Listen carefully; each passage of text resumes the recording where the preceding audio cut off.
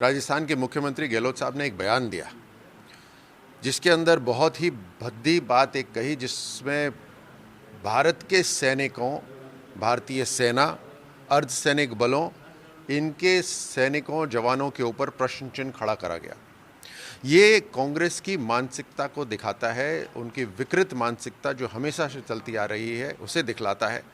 प्रधानमंत्री मोदी जी की खिलाफत करते करते ये राष्ट्र की खिलाफत करने लग गए हैं और ये बौखलाहट में इस तरह के बयान दे रहे हैं। देश के ऊपर जो हमला करते हैं उन आतंकियों के आकाओं की भाषा बोलने लग गए हैं। जब सर्जिकल स्ट्राइक करी, एयर स्ट्राइक करी, तब भी प्रश्न चिन्ह खड़ा करा कांग्रेस पार्टी ने, विश्वास नहीं करा। यहाँ तक कि हमारे देश के वैज्ञानिकों ने जब अपनी देश की खुद की वैक्सीन बना डाली तो उसके ऊपर भी इन्होंने सवाल खड़ा कर दिया है। देश की बनी वैक्सीन को कटघरे में खड़ा कर दिया। ये भारत के सैनिकों की का अपमान है और न केवल गांव से आने वाले सच्चे दिल के देशभक्त हमारे सैनिकों का अपमान है, बल्कि उनकी माताओं का भी अपमान है कि उनके चरित्र के ऊपर सवाल खड़ा करना।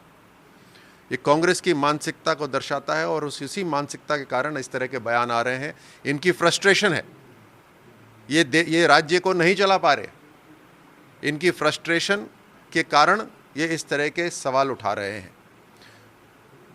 गहलोत साहब को अर्धसैनिक बलों के सैनिकों से, सेना से, उनकी माताओं से सार्वजनिक रूप से माफ़ी मांगनी चाहिए।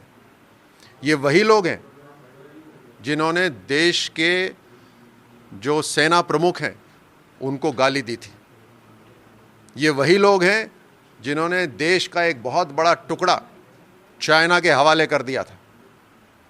ये वही लोग हैं जो बार बार सैनिकों के ऊपर प्रश्न चिन्ह उठाते हैं। इन्हें सार्वजनिक रूप से माफ़ी मांगनी चाहिए।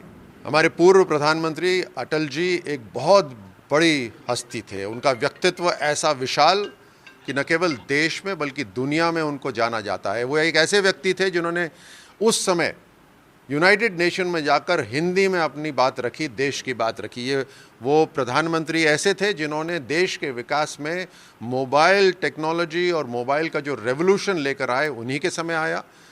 जो गोल्डन क्वाड्रिलैंगर बना, जो सड़कों का जाल, नेशनल हाईवे जो तैयार हुए, वो उन्हीं के समय तैयार हुए।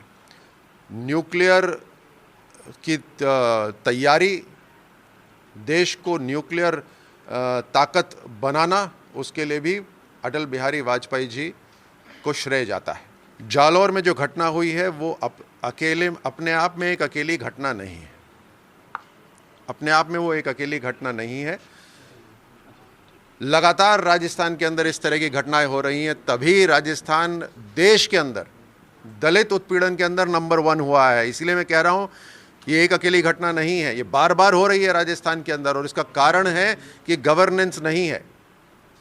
गहलोत साहब दिल्ली तो तुरंत पहुंच जाते हैं, लेकिन अलवर नहीं जा पाए, करौली नहीं जा पाए और अब जालौर भी नहीं जा पाए। और जालौर के लिए अभी गहलोत साहब का जो बयान आया उसमें उन्होंने कहा कि ये तो छोटी घटना है। करौली के लिए भी बोला उन्होंने तो छोटी घटना है। कन्हैया की गर्दन काट दी गई, उसमें बोला ये तो साधारण हत्या है। तो बड़ा इनके लिए मसला क्या है? दिल्ली में इनके कांग्रेस के आकाओं पे प्रश्न चिन्ह होता है तो बहुत बड़ा मामला है। उसके लिए खुद भी जयपुर, राजस्थान छोड़कर दिल्ली पहुंच जाते हैं। लेकिन हमारे दलित भाई बहनों के ऊपर अगर अत्याचार हो रहा है, राजस्थान के अंदर महिलाओं की इज्जत लूटी जा रही है, तो वो तो छोटे मामले हैं गहलोत साहब के लिए। पूरा का पूरा अपना दायित्व छोड़ दिया।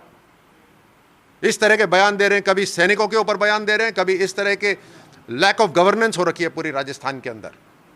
राजस्थानियों के लिए शर्म की बात है। जानकारी ले लेंगे तो देखिए, कहीं पे भी देश का कानून लागू होना चाहिए। जहां पर ये सही तरह से देश का कानून लागू कर देंगे, वहां पे साधारण जो जनता है, जो कानून से चलती है, वो सुख चैन की नींद ले सकती है।